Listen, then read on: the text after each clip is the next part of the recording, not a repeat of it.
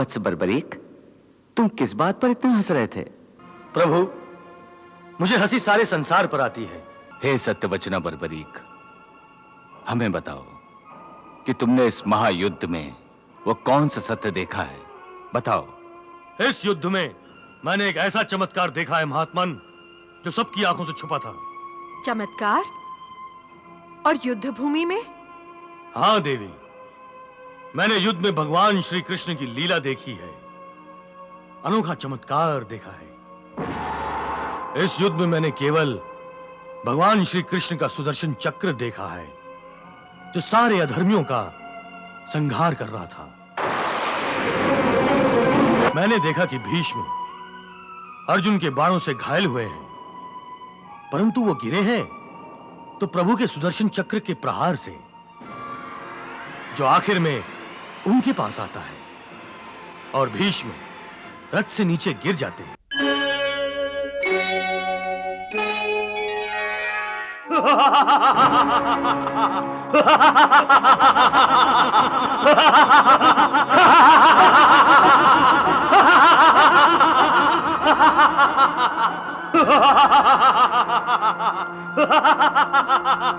केशव, ये इतनी जोर जोर से कौन हंस रहा है?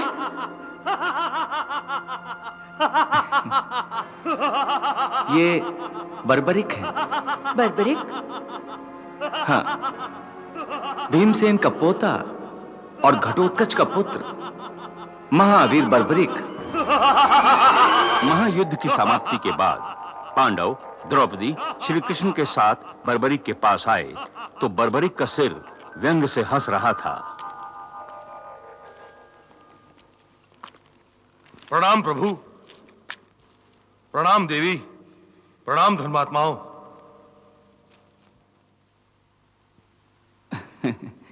वत्स बर्बरीक, तुम किस बात पर इतना हंस रहे थे? प्रभु, मुझे हंसी सारे संसार पर आती है। सांसारिक लोगों की मूर्खता पर हंसी आती है, जो केवल दिखावे और शोभा के लिए अनायास ही दूसरों के पापों को अपने सिर पर उठाए फिरते हैं।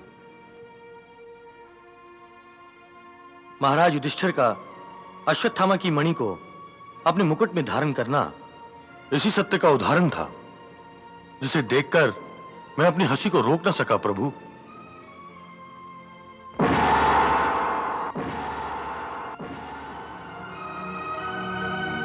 महाराज युधिष्ठिर, यदि मेरी हंसी से आपका अपमान हुआ हो तो मैं क्षमा चाहता हूं। नहीं बर्बरीक, इसमें कोई अपमान नहीं है। यह तो कड़वा सत्य है, पर है तो सत्य, और सत्य ही धर्म है। आज तुमने धर्मराज को धर्म की सीख दी है, तो इसमें भला अपमान कैसा? मैं तो तुम्हारे इस उपकार के लिए तुम्हारा आभारी हूं बर्बरीक। और मैं प्रभु श्री कृष्ण के उपकार के लिए आभारी हूं, जो उन्होंने मुझे इस युद्ध को अपनी आंखों से देखने का अवसर प्रदान किया। अन्यथा युद्ध के ऐसे अनोखे दृश्य से मेरी आंखें वंचित रह जाती। हाँ, ये युद्ध महापराक्रम के प्रदर्शन का युद्ध था। ऐसा युद्ध न कभी हुआ है और न कभी होगा। हे वत्स बर्बरीक, यदि तुमने यह संपूर्ण महायुद्ध देखा है, तो यह भी अवश्य देखा होगा कि इस भीषण युद्ध में किस परमवीर योद्धा ने अपने महान पराक्रम और शौर्य का प्रदर्शन किया है।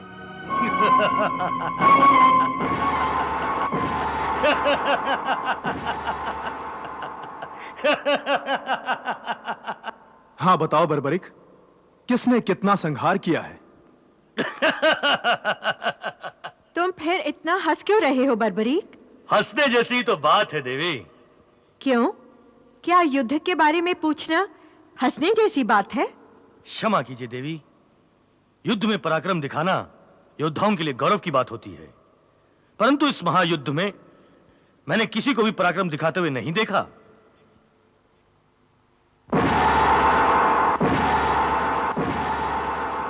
यह कहकर तुम हम पांडवों के बल, पराक्रम और शौर्य का अपमान कर रहे हो बर्बरीक। मैं किसी का अपमान नहीं कर रहा हूं वीर नकुल। मैंने इस युद्ध में जो देखा है उसी सत्य को दोहरा रहा हूं। नहीं बर्बरीक, नहीं। जो तुमने अपनी दिव्य दृष्टि से देखा है वो किसी और ने नहीं देखा है।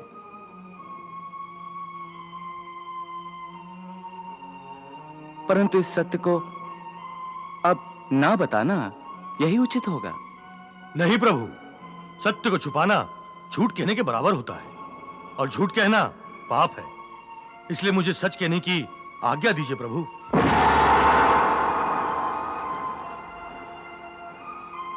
यदि मैं ये सच नहीं बताऊंगा तो संसार इस युद्ध के सत्य को जान नहीं सकेगा। परंतु ऐसा कौन सा सत्य है जो हम इस युद्ध को लड़कर भी नहीं जान सके? है, बहुत ही गहरा सत्य है। हे सत्यवचना बर्बरीक, हमें बताओ कि तुमने इस महायुद्ध में वो कौन सा सत्य देखा है।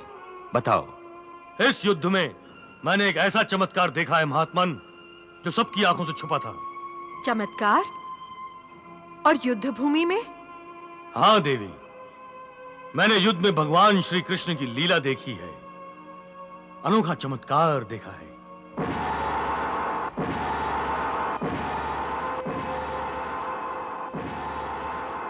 इस युद्ध में मैंने केवल भगवान श्री कृष्ण का सुदर्शन चक्र देखा है, जो सारे अधर्मियों का संहार कर रहा था।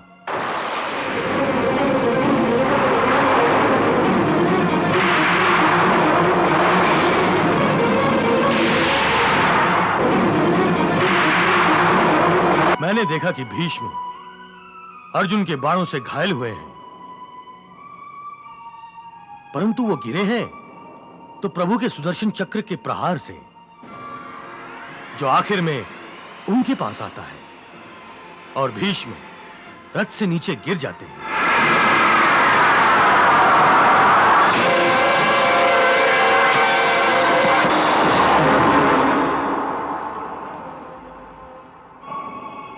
यही चमत्कार जयद्रथ के वध के समय भी मैंने देखा।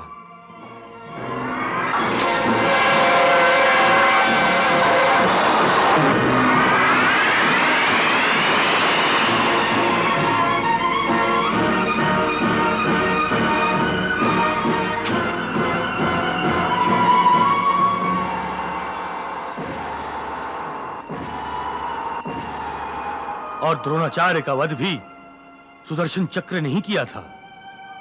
धृष्टद्युम्न तलवार से वार करने जाते हैं, लेकिन सुदर्शन चक्र प्रकट होता है और द्रोणाचार्य का सिर काटता है।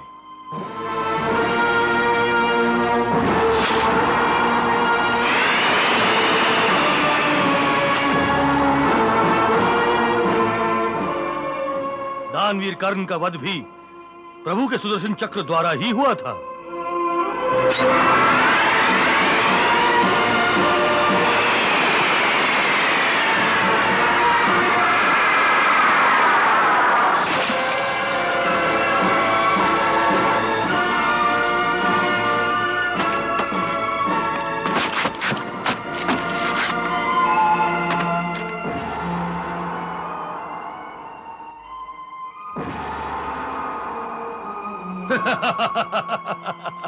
मुझे तो ऐसा लग रहा था कि यह युद्ध कौरवों और पांडवों के बीच नहीं, बल्कि सत्य और असत्य, धर्म और अधर्म, न्याय और अन्याय के बीच हो रहा था। प्रभु श्री कृष्ण ने सत्य, न्याय और धर्म का नेतृत्व करते हुए अधर्म का संहार किया है और पांडवों के रूप में धर्म को विजय दिलाई है।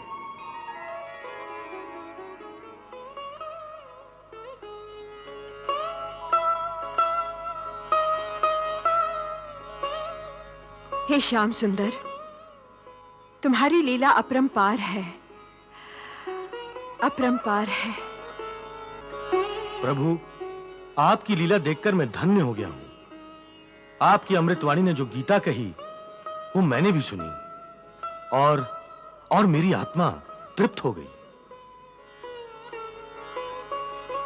जन्मों जन्मों की तपस्या के बाद भी धर्मात्माओं को और महात्माओं को आपके दिव्य विराट स्वरूप का दर्शन नहीं हो पाता, परंतु मैं वो भाग्यशाली हूं जिसे आप ही की अपरंपार कृपा के कारण आपके दर्शन प्राप्त हुए, मेरी आंखें तृप्त हो गई।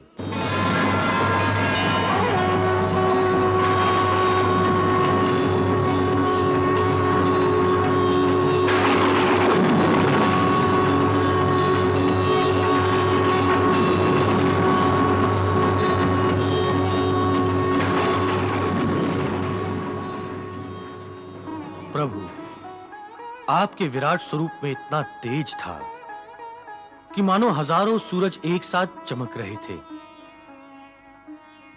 परंतु आपका दिव्य चतुर्भुज रूप चंद्र के समान शीतल था।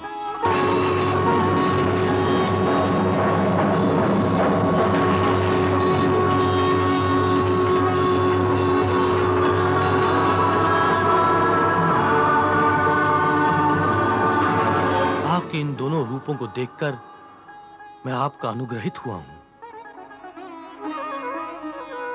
प्रभु, अब मुझे केवल परमधाम प्रस्थान करने की प्रतीक्षा है, परंतु इससे पहले हे भक्तवत्सल्य, हे जगत नायक, मैं आपके दिव्य चतुर्भुज रूप में समा जाना चाहता हूं। तथास्तु।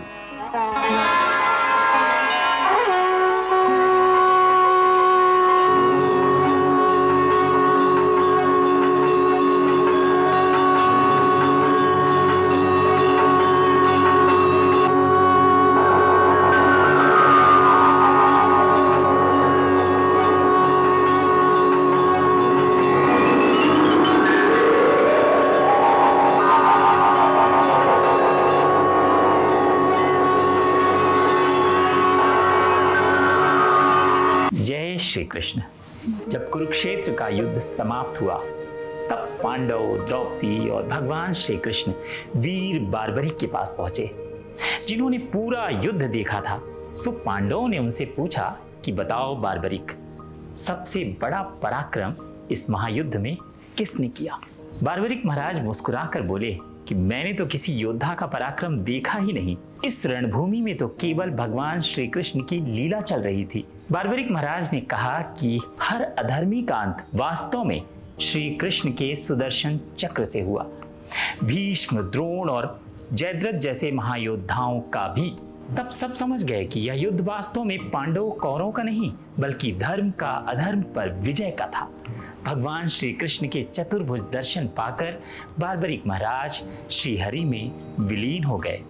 जय श्री कृष्ण।